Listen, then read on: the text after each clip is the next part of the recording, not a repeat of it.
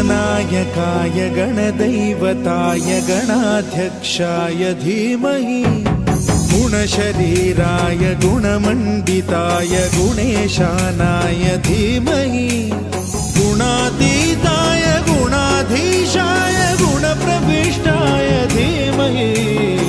एकदन्ताय वक्रतुण्डाय गौरीतनयाय धीमहि गजेशानाय भालचन्द्राय श्रीगणेशाय धीमहि